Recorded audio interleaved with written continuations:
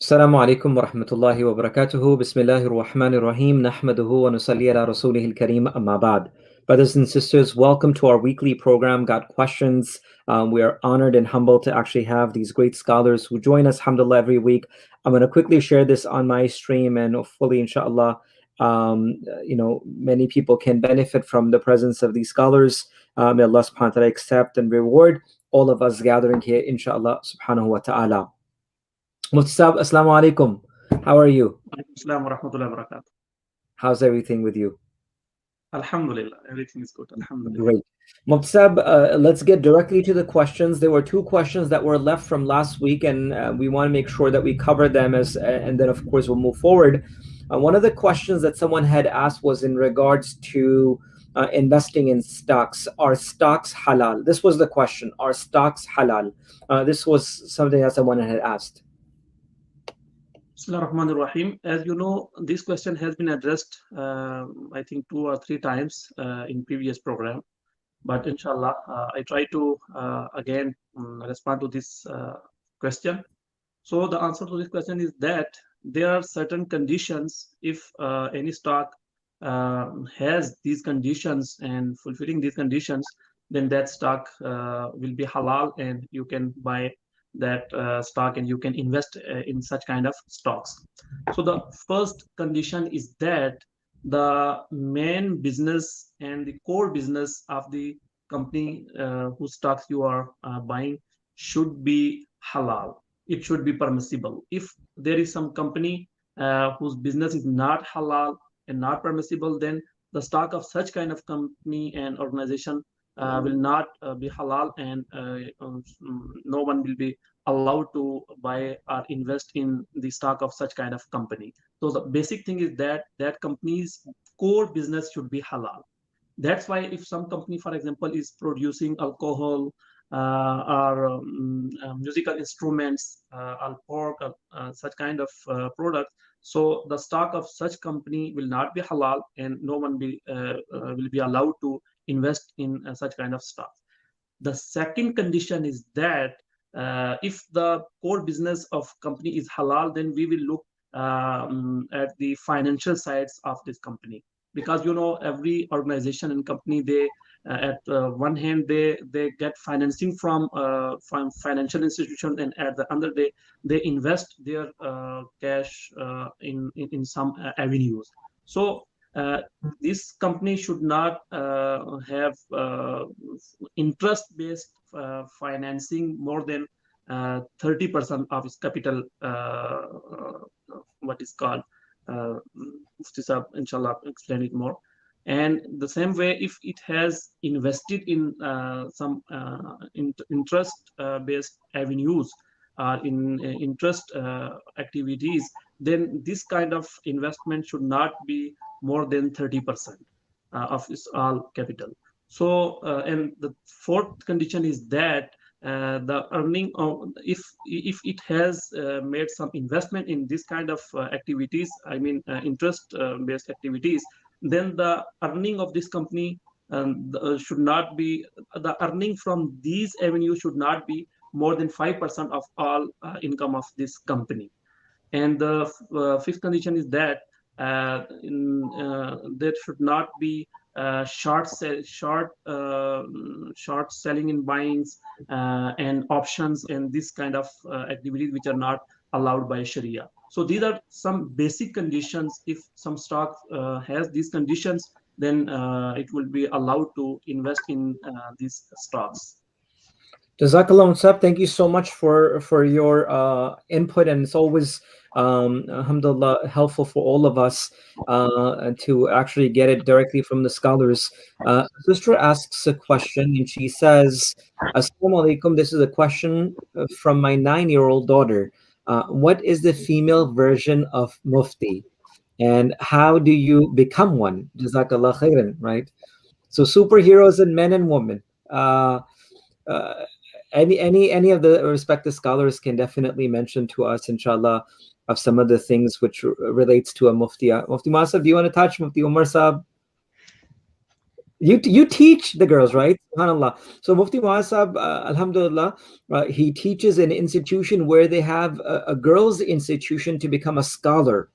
So maybe Mufti Saab can touch upon that a little bit, as well as men who go through a specific cycle of studying their Islamic academia, where they learn the basics of Islamic, Arabic grammar to the sciences of Quran and Hadith and fiqh, and then they come to a level where they graduate as ulama or scholars, which takes anywhere from 6 to 8 years of program.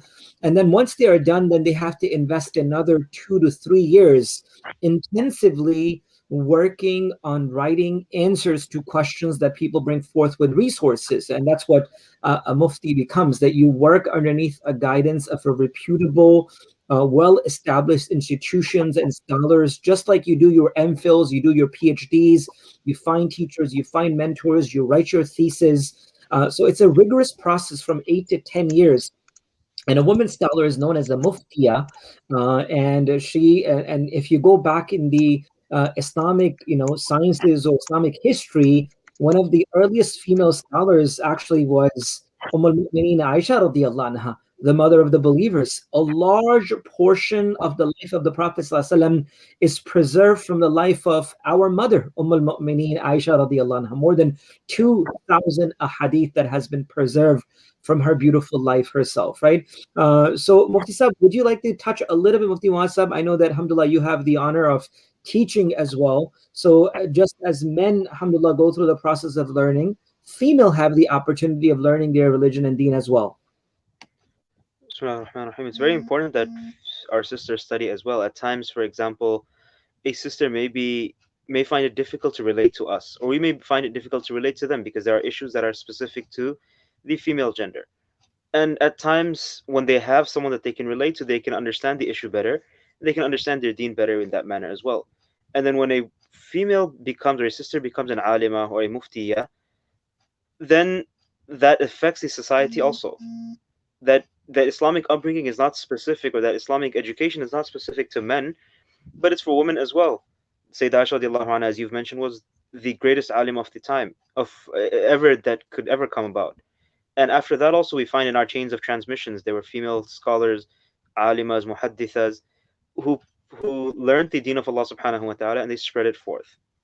Wow. So Musab, that's amazing that you just mentioned one point that I want the public to hear, is that every hadith of the Prophet ﷺ reaches us through a chain of narration, with individuals connected to one another who, connected all the way to where the Prophet ﷺ. And some of the narrations have been narrated to us by women folk, right? The honorable women themselves. So, subhanAllah, what a great role they play. I remember hearing some of the elders mentioning that when a man becomes religious, the deen and faith gets to the door of that house.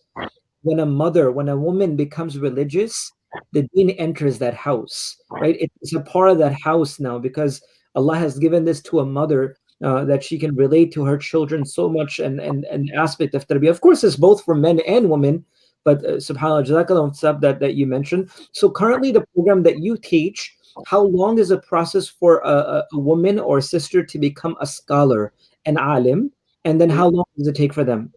I believe it's 6 years or 7 years. I think it's 6 years. Okay. They do have iftar programs, not where I'm teaching, but I know in the UK there are 2 places where they have iftar programs for the sisters as well. So Mufti Sab, iftar program means what? The iftar course itself, I think it's about 2 years. Where So they for the public, what does iftar mean? For the people who don't know what iftar is? Studying to become a mufti, or studying until you receive your certification in issuing legal verdicts. You study principles of issuing legal law, legal verdicts, principles of how to deal with these things, answering questions under a trained scholar who not every single question is being approved by the teacher. SubhanAllah. We were discussing that a few days ago, Jawabu Sahih. Mufti Sab, so usually, Mufti Umar Sab, you can also chip in as well. Usually, how many verdicts does a person have to write in order for them to be certified to become a mufti or go serve and be able to write a verdict? And do we still need 2 people to sign something off, or is one person enough sometimes? Because I remember in Darul Uloom Karachi, where the great scholars, may Allah reward them and bless them, and even them, when they were naib muftis, they would have someone else sign, but they were great muftis for 20, 30 years, but they would have someone as the mufti sign itself, stamp and sign with them, such a nobility. Would you like to just touch upon that briefly? So different place. Yeah. Some may require you to may have two mufti signings, some may have one, but they would have a consultation where each answer would be sent out to the group that's there. For example, in Dar Ifta, where I studied, Mufti Ibrahim Desai would sign it off. But once it's signed, it goes to a group where all the previous graduates are there. And if anyone has an objection, if anyone has any comments, then they present it. Mufti Umar Sahab, when you did Ifta, how many fatwas did you guys have to write before you guys finished? You're mute, sorry. Mufti Sahab, you're mute. Mufti Sahab, you're mute. Okay, perfect. My takhasus was in fiqh al-mamlat, Islamic jurisprudence or Islamic law of contract, you can say.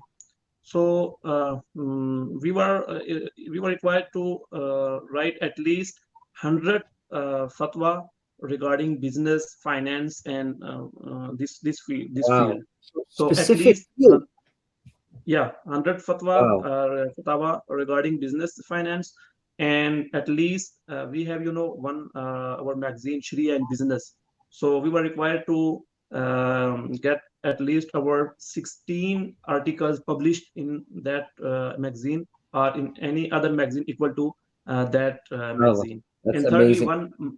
one thesis which is called maqala in our madaris, one maqala, and that will also be in the field of finance and business. So this was the basic requirement for our degree. Allah reward you, Sab. So we hope the best for the 9-year-old daughter of yours, that may Allah give her ilm and knowledge and be able to convey to others, inshallah. Mufti Muassab, the next question is rulings on abortion. And what does Islam say in regards to phantom pregnancy? I was reading a little about phantom pregnancy. It's like no pregnancy, but someone thinks that they are pregnant, subhanallah. So let's cover the topic of rulings on abortion, I guess. Sharia has looked at saving and protecting lives, and Sharia has looked down upon and shunned the aspect of abortion, because that child, although that child is not born yet, but once the ruh is blown into the child, is breathed into the child after 4 months, it has somewhat of human-like features, and it's potentially a human being. So Allah subhanahu wa ta'ala has considered that to be something sanctified as well, and thus Sharia has prohibited abortion in general. There are instances where there may be a scope for abortion, such as in cases of incest or rape, or when there is a critical illness that can affect the mother or the child once it's born. But that must be within the first 120 days. Once the 120 days pass, and there's no scope whatsoever. But again, we can't pass a blanket ruling. It will have to go through consulting a competent mufti or competent scholar who can pass a ruling depending on the case itself. Jazakallah. I think that's very, very important, Musab. I was speaking to a group of young doctors from one of the MSAs locally here in Long Island.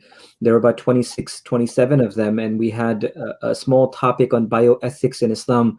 And I had mentioned that to them, is that it's very important for scholars and doctors to collaborate and of course, get to these solutions. A lot of time people call us and they must call you. Can I pull the plug on my parents' DNI and DNR and so many things? It's important that, expert doctors and the scholars are involved before making decisions like that. But Jazakallah Mutsab for mentioning that. That's really helpful. Brother Bilal Sheikh mentions, if a person returns home from a journey more than 50 miles on Friday afternoon, and by time they reach their hometown, the Jummah Salah has already been offered, would they just pray Dhuhr? So a Musafir returning back home, it's still time for Dhuhr, but the Jummah might have finished maybe in their local masjid or in their area masjid. What would be the obligation for that individual? If the Jummah Salah is done in the neighboring masjids, then they'll pray Dhuhr Salah. Right. Musab, is it recommended that one should seek a congregation if they know that their own masjid might have finished? So for example, my local masjid has it at 1 and 2, but I know that if I drive 10 minutes down or 15 minutes down, I can find something even at like 3ish because they have it for late students or something like that. Would it be important for an individual to go out of their way to find a congregation for Jummah at that case, if it's possible, feasible?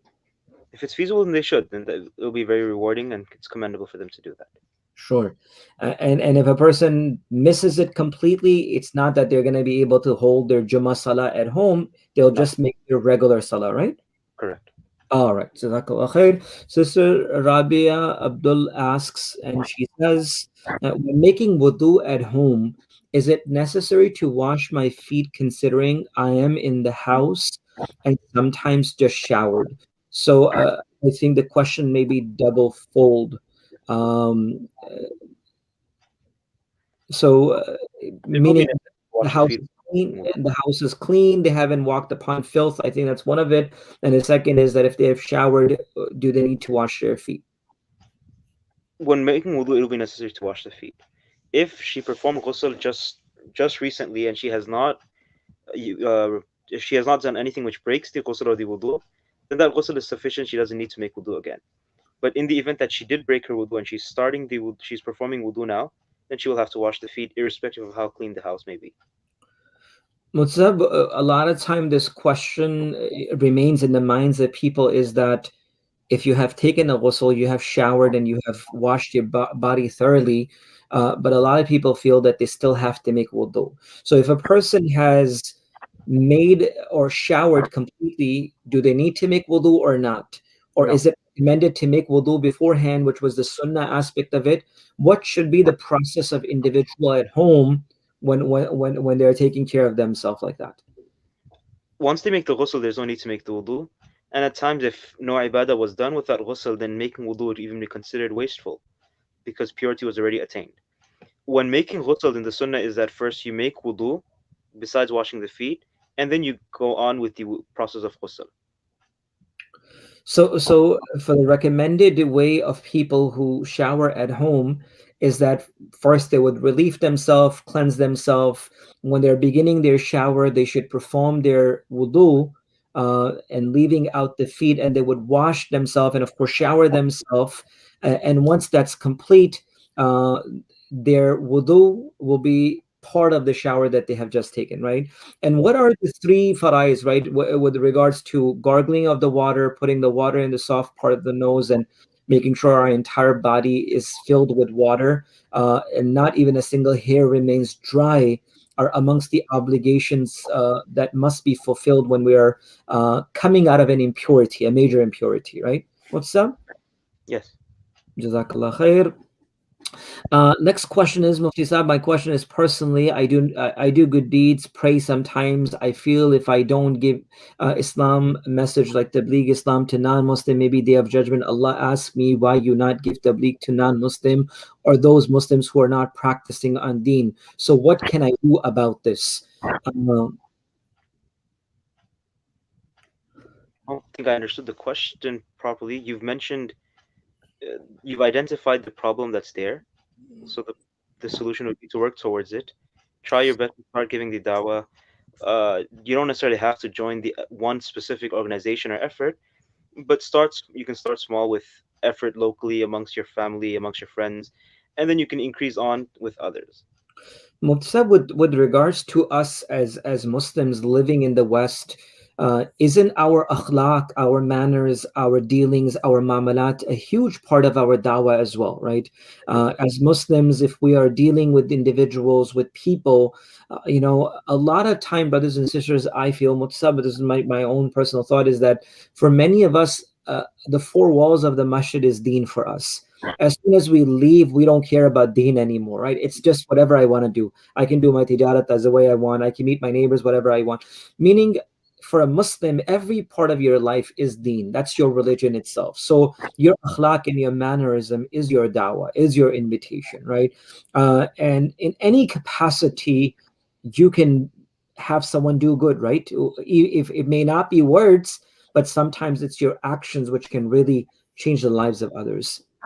The second question, Sister Layla actually asked, please answer the second part of the question as well, inshallah, in regards to phantom pregnancy.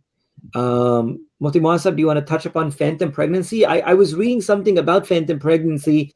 It mentions that we're, experiencing, an individual where they may have physical signs and symptoms of pregnancy, and they believe that everything they have got, that they're pregnant, but phantom pregnancy is missing one key component, and that is that they are not really pregnant. A positive pregnancy test for those individuals may not be present. So what do you suggest, or what do you talk about? What do you mention about this? What do they really want to know? I mean, I know that's my question. So my question is, what do you want to know about phantom pregnancy? So if you can kindly let us know about that. What's the next question is rulings on using protection. Using protection such as condoms and things, that's possible, provided that it's mutually agreed upon by the spouse, the couple, the husband and the wife. Right. As far as using other methods of contraceptions that require other things, then if it's reversible, then it's permissible, although it's somewhat disliked. And if it's irreversible, then it's not permissible. Correct. Okay. So, Musab, could you repeat the last portion again? In regards to contraceptions, there are two types. There are those that are reversible and those that are irreversible. The irreversible ones are not permissible. The reversible ones, some of them are not permissible, but most of them are permissible, but somewhat disliked. Got But it. in all conditions, it should be mutually understood and mutually agreed by both husband and the wife. Understood. Next question comes from Brother Abdul Razak is, when I pay zakat, do I have to let them know it's zakat money? Mutsab, before we even answer that question, a lot of time, a lot of our brothers and sisters wait till Ramadan or other times to pay their zakat, right? And that's also something that we really want to emphasize upon. But I guess what simple answer to this, Mufti Umar Sab, when I pay zakat, do I have to let them know it's zakat money? Meaning the person who's receiving the money, do they need to know it's zakat money? Mutsab, you are mute. No, it is not necessary to let him know. Yes, first you will have to make sure that that person is eligible to get to receive zakat. Once you are sure that he is eligible to receive zakat, then it is not necessary to let him know. But it is better that you should not tell him that this is zakat, because sometimes people do not like it that this is the zakat money. So you should say that this is a gift from my side for you, but you will have to make sure that he is eligible to get zakat. Jazakallah. So Musa, we just have to make sure that that individual who's receiving the zakat is eligible, falls underneath the criteria, the threshold of zakat. But once you figure it out that this person is eligible of zakat, they don't have to be told that this is zakat, right? Yes. And if once they ask of it, you cannot lie, right? You can say, no, it's not zakat. But if someone asks, is this zakat? Then we have to let them know that this is zakat. Okay, Mufti Muhammad, I think it comes back to the same question of permanent protection or not. Is it permissible for a woman to tie her tubes, especially if she is not mentally capable for raising more than one child? No, it won't be permissible to tie her tubes.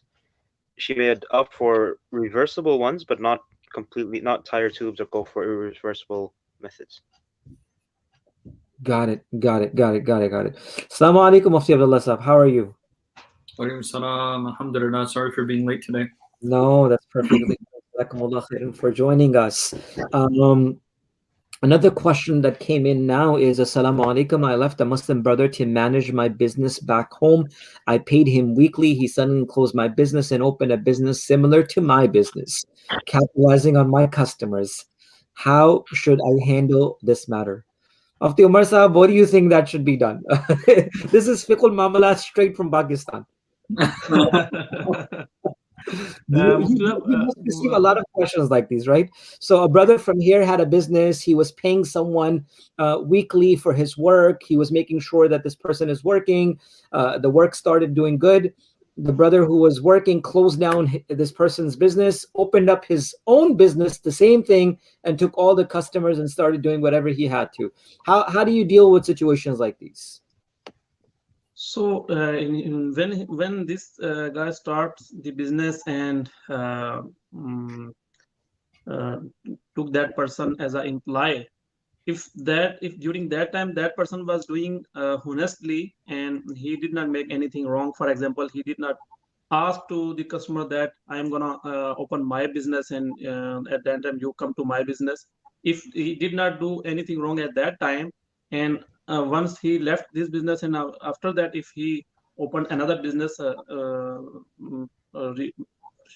by according to Sharia, I think there should not be an issue. Yes, morally we can say that if this person has given job to that person and he has taught to him this business, though, so morally he should be careful. He should not damage the interest of this person. But we cannot say that this is impermissible. It is permissible, and he is allowed to open as long as he does not do anything wrong. So ethically, socially, what should be done in situations like these, where you trust someone, you begin a business, as a person you feel you got stabbed in the back. Mufti Abdullah Saab, what do you think, man? What's the next step? I don't know, man. I'm not. I don't get. I mean, I'm not very, very well experienced in these types of questions. But I mean, there's some questions that would obviously come to my mind.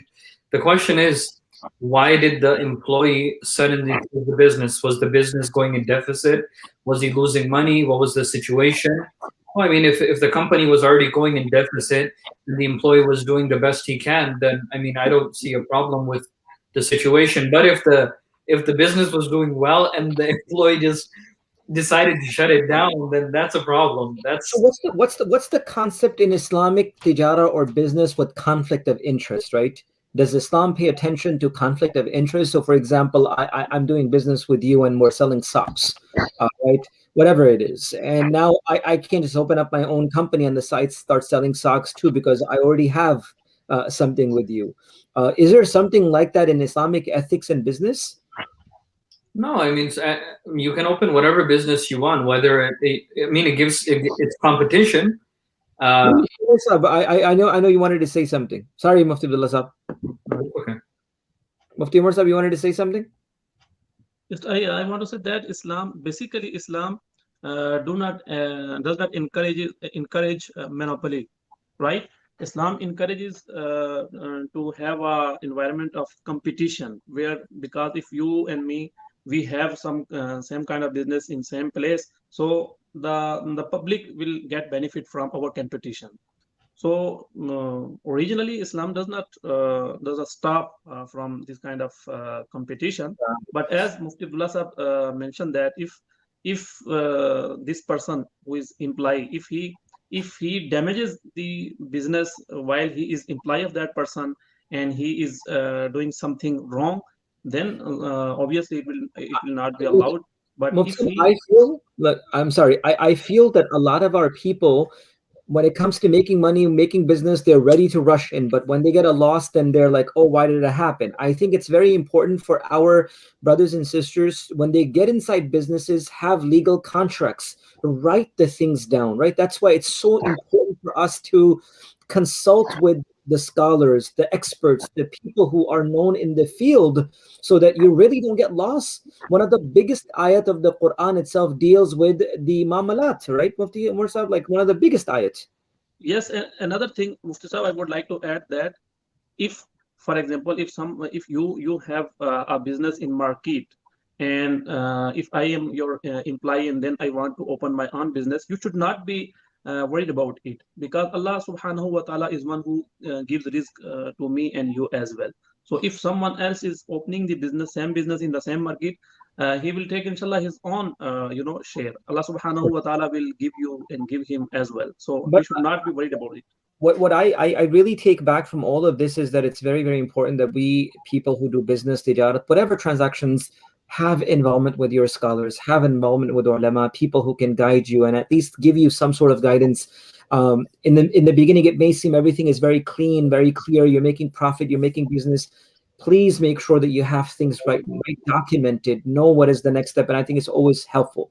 Brother Hussam, assalamu alaikum. Amazing youngster, mashallah, part of our community. Is it permissible for a medical professional to deliver cosmetic procedures? For example, a dentist provide teeth whitening or braces for cosmetic purpose. Mufti Muhassab, you want to touch that? If it's a permissible cosmetic procedure, such as teeth whitening, braces, or fixing up a defect, then that's permissible. But if it's merely for purpose of beautification and there is no need for it, or there is no correction of a defect, then that won't be permissible. But Okay. the two examples that have been mentioned here, teeth whitening and braces, even if it's for beautification purposes, it's because to correct some defect that's there. So these two are permissible. There's no problem in these two. But other examples, I don't know, he hasn't mentioned any, but other examples you would have to see, is it for beautification or is it for corrective purposes? Sure. So, for example, like an overbite that may become a means of harm when you grow a little older. Then as you mentioned, a very beautiful rule itself is that if it's for the reasons of, so what was the word that you exactly used? Corrective measures. That's amazing. Hussam, I can't wait for you to become a dentist, bro. I need someone to cover for my overbite and other stuff. Yeah, I need an endodontist, a root canal specialist. You're looking for endodontist? Okay. We'll find some, inshallah.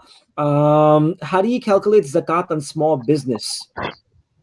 Let's take 2 more questions and we'll finish. How do you calculate zakat on small businesses? One thing that I would say is go to Children of Adam's website. Last portion, right under donate, it says calculate your zakat. It has a really nice calendar. Amazing work done by a UK, institution. It's really helpful. Allows you to know your zakatable assets, so you can really subtract your liabilities, and helps you out a lot. But if it comes to so what about inventories? What do you say about halal, small businesses with regards to inventories? Meaning if it's a pharmacy, if it's a grocery shop, if it's something where there's inventory, do they count that as zakatable assets? Have they paid for them? They not paid for them? How would a small business calculate their inventory? Yes, Inventory will be. Yes, Mufti. Go ahead. Inventory it is zakatable, and he will have to calculate it as a zakatable asset. Actually, there are two sides. Business is small or large. One side is asset side, and another is liability side.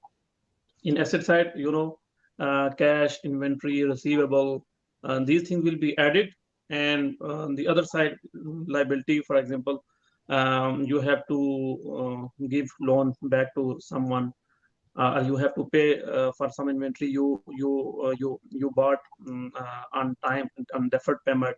So these kind of payments you have to pay. You will deduct from that asset side, and the remaining will be zakatable assets. So you will have to give zakat 2.5% of that. Mufti Muhassab, a question that I would have for you is that, for example, if you have an inventory, right, like Mufti Umar Saab mentioned, what price do you use? The buying price, the selling price, the wholesale price of the material, because you bought it for $1, you're selling it for $2. The wholesale price of the entire thing would be $1.50. What price does a small business owner use for their inventory when it comes to zakatable assets? The scholars have differed in this specifically. I find the most authoritative opinion to be that the selling price would be considered. The price that you are selling at, that's how much value it holds to you. So that's why it should be given on that. Jazakallah khair. Inshallah, we're going to have a much more detailed zakat, inshallah, workshop right before Ramadan, inshallah, so you can really benefit. Question is, Mufti Saab, I'm buying an exit business. What to read for barakah at starting? What can someone do for barakah in their business?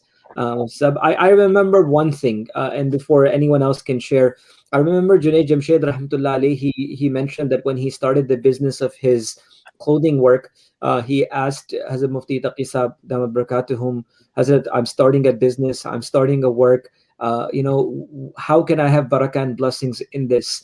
And Mufti Sahab mentioned that make Allah subhanahu wa ta'ala the partner of your business. So he said, how do I make Allah subhanahu wa ta'ala partner? He said, make Allah your partner, you'll never be in loss.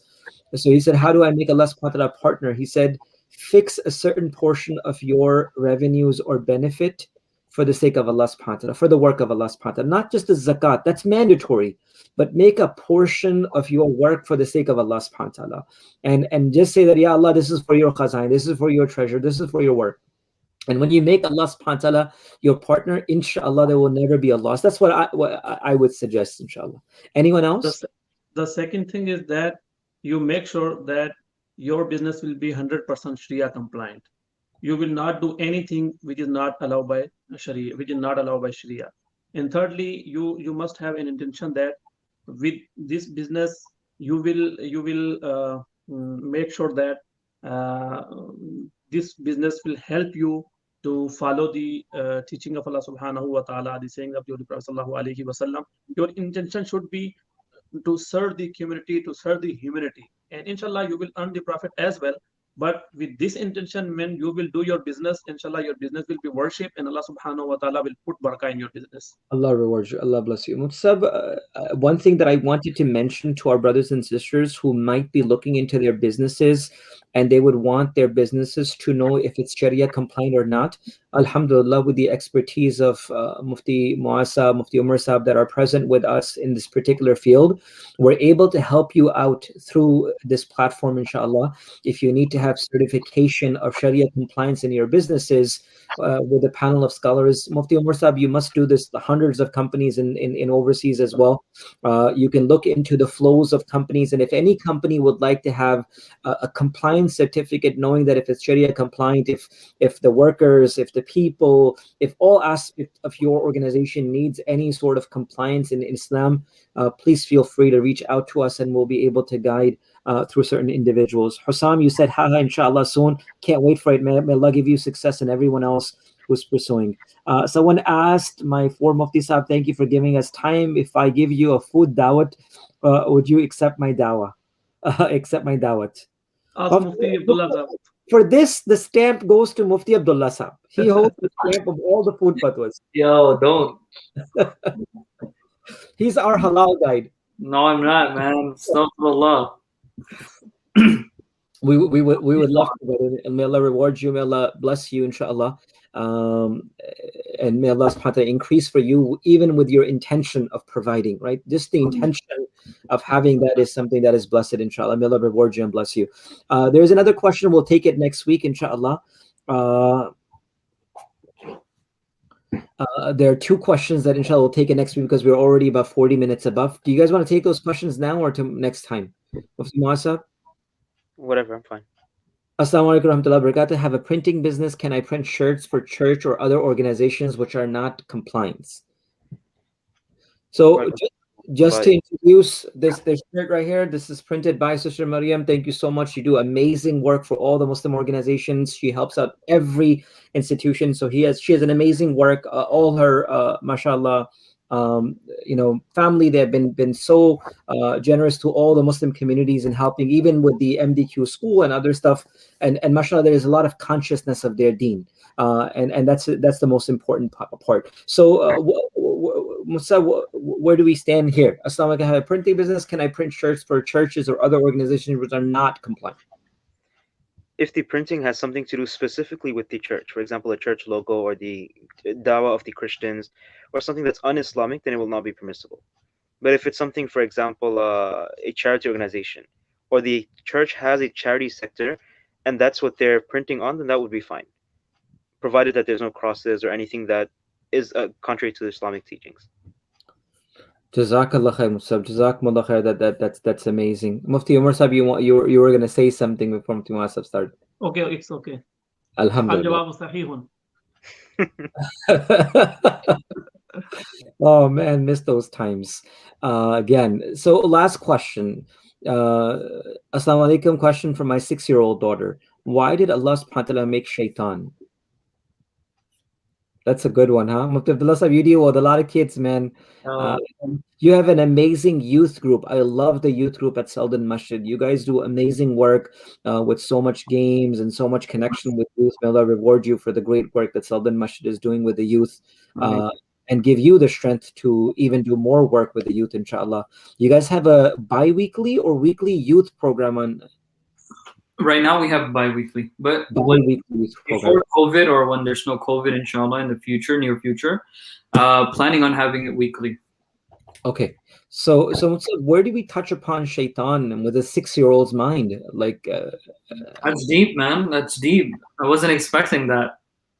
right? That's probably the toughest question out of all of these questions so far, because it's coming from such a young person, and the way you have to answer has to be according to that level of intellect. Sure. I think we should. I'm going to do that question next week, inshallah, or any one of us can do it next week, inshallah. That's fine. So let's do a little bit of reading. Let's do a little bit of research. Let's do a little bit of reading and come through the mind of a 6-year-old. I have a 6-year-old. I'm going to speak to them and figure out some of the details of what their mind is saying. I'm going to try to answer something, feel if they understand it, and we're going to share that answer next week, inshallah. 6-year-old nowadays, is like Transformers and like Papa. What is it? What Mighty Pups and whatnot. But mashallah, man. This is amazing. I have a 6-year-old thinking like this. Why did Allah make shaitan? Which means the parents are doing a good job. MashaAllah. May Allah protect our children, all our children, the entire ummah. May Allah protect them all. It's definitely a tough time that we are going through, but may Allah protect us and protect our families and our children. Anything else from the Hazrat, our respected Shaykh? We're good? Jazakallah khair. Jazakumullah khair. And thank you so much, Hazrat Mufti Ikram, for joining us. Thank you, brothers and sisters, for always being a part of this program and spreading the knowledge and spreading the love like this. It's important that we keep ourselves connected to our deen, keep our children connected to the deen and our families towards the deen. May Allah strengthen us at every moment of our life. May Allah make Sirat al-Mustaqim, the path of righteousness, easy for us. May Allah protect us from a path of wrong at all times and allow us to live according to Quran and Sunnah. Inshallah, we'll see you next week. Keep us all and the entire ummah in your dua. Assalamu alaikum wa rahmatullahi wa barakatuh.